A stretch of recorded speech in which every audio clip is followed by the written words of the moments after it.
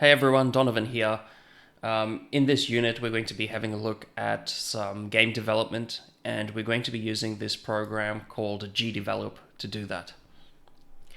Now, GDevelop is what's called an open source software, which just means that it's not created or maintained by any particular company, right? It's developed by a whole bunch of people around the world who know how to code, and they collectively contribute different features and things like that to it. The benefit of it is that it's free, so you can just go to the website, which is gdevelop-app.com, and download it. It's a game engine that's pretty simple to use. It's great for learning how to do some game development. And one of its biggest benefits is you can export your game very easily to Android, iOS, web, etc. after you've created it. And you can sell the games you make and not have to worry about paying licensing fees and that sort of thing, which you'd have to do if you used Unity or Unreal. So that's GDevelop. This is what it looks like once you've downloaded it and installed it and opened it up. And the first thing we're going to do is create a new project. So here in my GDevelop screen, I'm going to hit open a new project. Oh, sorry, cancel that. Create a new project. And this little pop-up appears. Now, before I click empty game, I want to make sure that I choose the folder, right? So I choose the folder.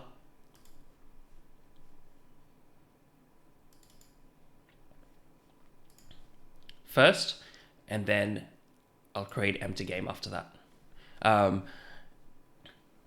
Then this little project pane will appear, and it has a few things. We'll get to each of these in a bit, but the first thing we're going to do is create what's called a new scene.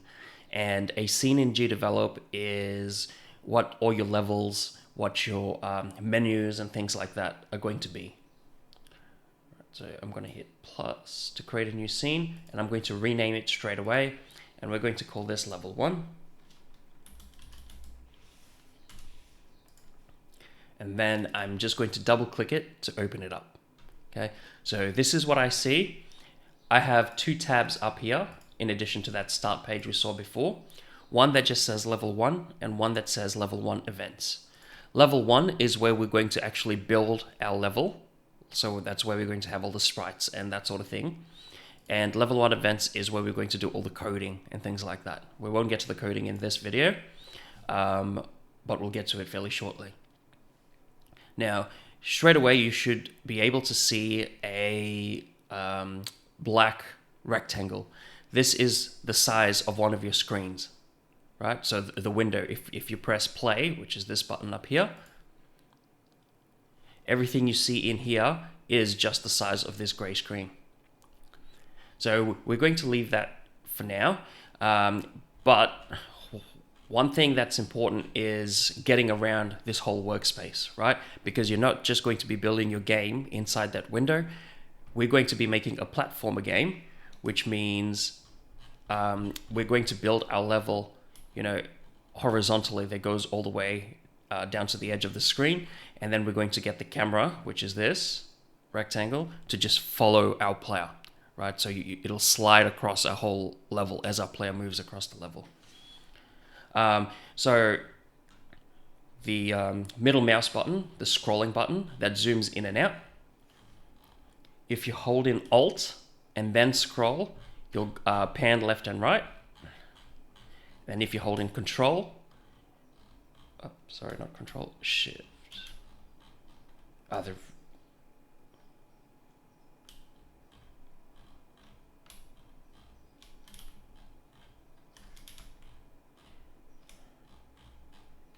Shift, you'll pan up and down, right? So the mouse wheel alone,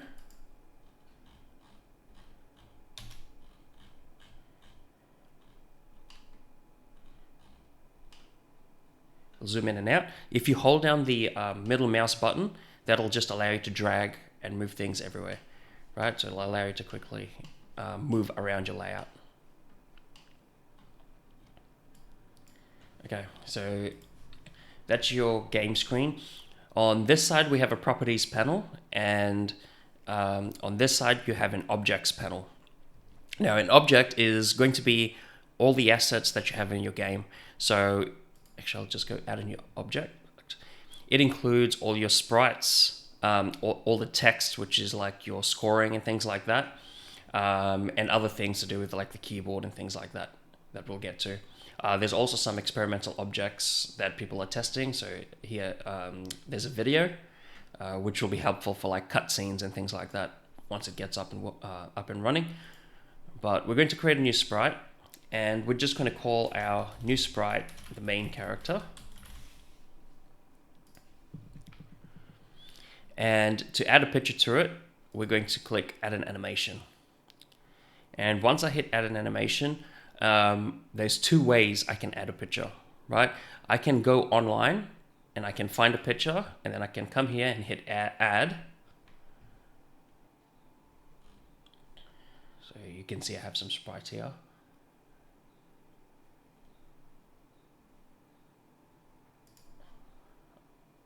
I'll use this dude as my main character. Actually, no, I won't.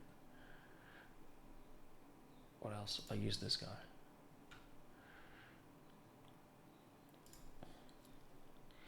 And once you try and add a picture, it's going to pop up saying that the files are outside the project folder, and it asks you if you want to make a copy inside your project folder, right? Just hit OK. So always make a copy inside your project folder. That way, if you have to copy your game to a different folder location or anything like that, the links won't be broken. Like, it'll still have a copy of all the pictures, and it's easy to take between PCs and that sort of thing. So I'm going to hit OK. And there's my character. And now if I hit apply, I can see my main character in there. The other way of doing it was if you hit edit with Piskel, right? If I didn't add that art assets, this canvas would just be blank, and then you can just draw it. So Piskel is kind of like Paint. So you can use, your paint bucket, erasers, make simple rectangles, circles, etc.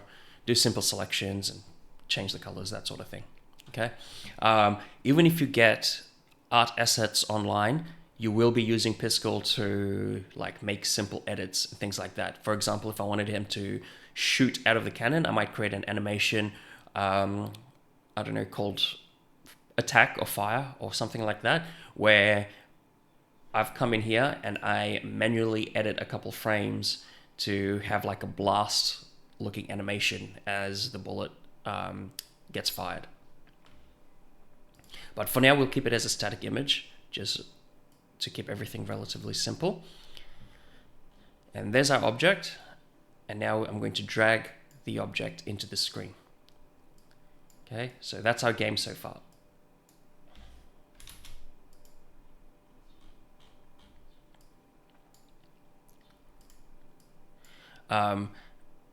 If I hit play, nothing's happening, right? So I've got my character there in roughly the middle of the screen.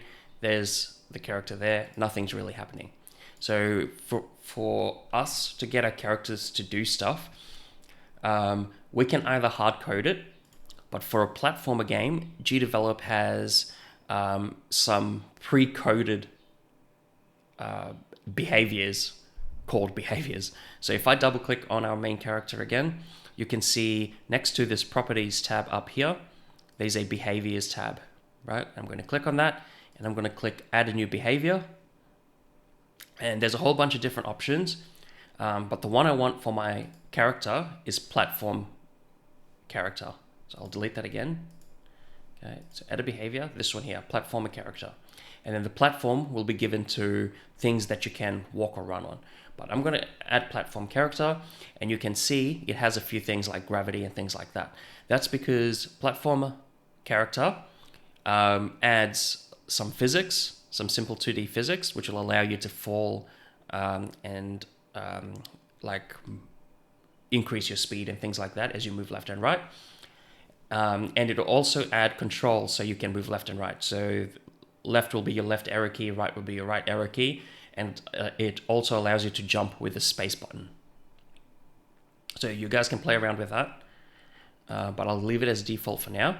So now if I press play, right, I can see the gravity, my character's falling.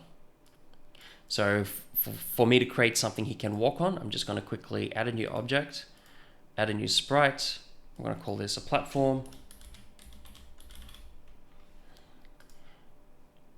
And this time I'm just going to hit edit with Pascal. So you can see I have that blank canvas. I'm just going to make a black box. I'm going to hit apply, and then I'm going to drag that in, and then I'll just shape it up as a bit of a platform. Okay.